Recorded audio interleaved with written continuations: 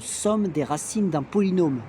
Il y a une formule qui permet de calculer la somme des racines d'un polynôme du second degré quand ces racines existent. Donc quelle est la propriété? Propriété soit ax carré plus bx plus c, un polynôme du second degré. Donc on précise bien que a, b et c sont des nombres constants qui appartiennent à R, l'ensemble des nombres réels. Il faut que a soit différent de 0, parce que sinon c'est pas un polynôme du second degré.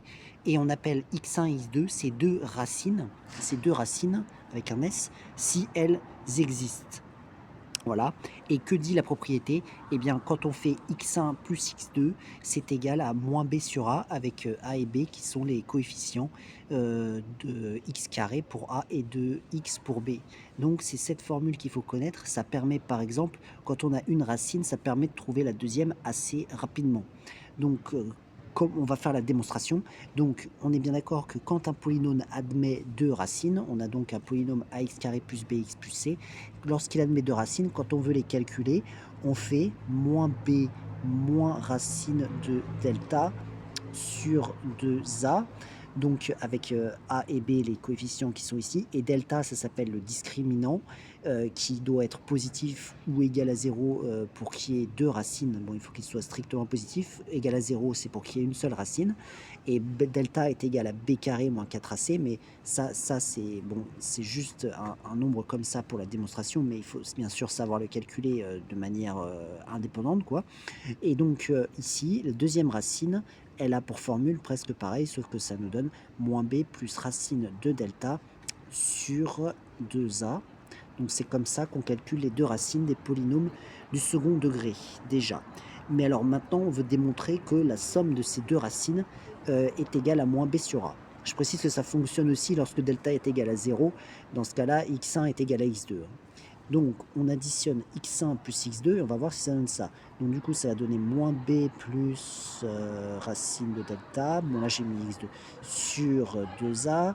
Ensuite, plus moins b moins racine de delta sur 2a. Voilà. Bon, on va additionner. Ils sont déjà au même dénominateur. Ce sont deux fractions qui sont au même dénominateur. Donc, on laisse le même dénominateur et on additionne les numérateurs. Ça fait moins b plus racine de delta. Et ici, moins b, parce que ça va donner plus et moins, ça va donner moins racine de delta. Voilà. Ici, qu'est-ce qui se passe au numérateur? Les racines de delta se suppriment.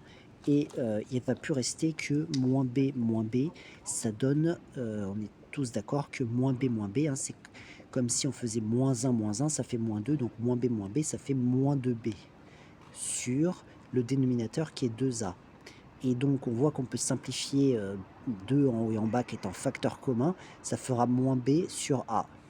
Conclusion, on a bien trouvé que x1 plus x2 est égal à moins b sur a. Et voilà. Donc, c'est une formule à retenir, ça peut être utile. On va voir un exemple. Donc, soit p de x qui est égal à x carré moins 5x plus 6. Voilà, on a un polynôme. Déterminer une racine évidente de P. Donc on va essayer de trouver une racine évidente. Donc une racine évidente, c'est un nombre entier qui est compris entre moins 2 et 2, c'est-à-dire soit moins 2, soit moins 1, soit 0, soit 1, soit 2. Donc on va essayer de regarder. Ici on est comme ça. Bon, je pense que 2, ça devrait aller. Donc on va tester 2. On va faire P de 2 est égal à 2 au carré moins 5 fois 2 plus 6. Donc si c'est une racine de P, hein, ça doit donner 0. Hein. Donc ça va donner 4 moins 10 plus 6. Et donc on additionne les nombres positifs, c'est-à-dire 4 et 6, ça fait 10. Et après on fait moins 10, ça fait bien 0. D'accord. Donc on peut conclure, ça fait 2 et racine, une racine évidente, c'est-à-dire une racine évidente, mais on l'a trouvé de manière évidente, de P. Voilà. Donc on a déjà trouvé une racine évidente, mais alors à quoi est-ce que ça va nous servir par rapport à la somme des racines? Ça va nous servir à trouver sûrement l'autre racine. Qu'est-ce qu'ils demandent dans la question 2? Ils disent en déduire l'autre racine à l'aide de la propriété de la somme des racines. Bon, d'accord. Donc celui-là, on aurait pu l'appeler x1. Comme ça, on a x1. Et donc, si on fait la propriété de la somme des racines, on sait que x1 plus x2 est égal à moins b sur a. Voilà. Mais qu'est-ce que c'est que b et qu'est-ce que c'est que a? Donc on va regarder. Donc il faut bien savoir repérer les coefficients dans un polynôme de second degré. Donc le a, c'est le nombre qui multiplie le x carré. Donc là on voit qu'il n'y a rien, mais sous-entendu c'est un 1. Hein. Donc ici on a un 1 pour a et pour le b on a moins 5. Bon d'accord. Bon alors on va remplacer par les valeurs. Donc x1 c'est la racine évidente qu'on vient de trouver, ça va donner 2 plus x2, ça c'est l'autre racine que l'on cherche, égale moins. Donc, à quoi est égal le b? Le b, il est égal à moins 5. Le b est égal à moins 5.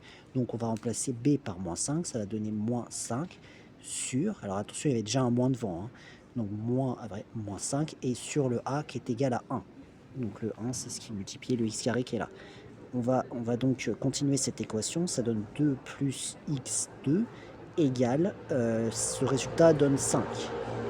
Parce que bon, quand on divise par 1, ça ne change pas, moins, quand il y a deux signes qui suivent, moins qui suivent, ça donne plus. Donc on se trouvait avec x2 plus 1 plus 2 est égal à 5. Bon, bah on passe le 2 de l'autre côté pour trouver x2. Ça va donner x2 est égal à 5 moins 3, moins 2, qui va être égal à 3. Donc on a trouvé la deuxième racine. La deuxième racine, c'est x2 égale 3. Voilà, donc nous avons les deux racines de ce polynôme. Très bien, grâce à la propriété de la somme que l'on vient de voir juste avant. Ensuite, dernière question, en déduire la factorisation de p de x. Donc lorsqu'on a les deux racines d'un polynôme, il est possible de le factoriser.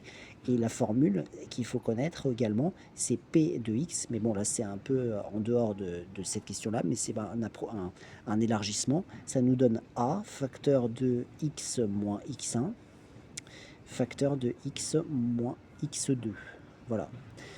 Avec x1, x2, les deux racines, et a, toujours le nombre qui multipliait le x au carré, qui est 1 dans notre cas. Donc si on remplace, ça va nous donner 1, facteur de x moins x1, c'était 2, la racine évidente.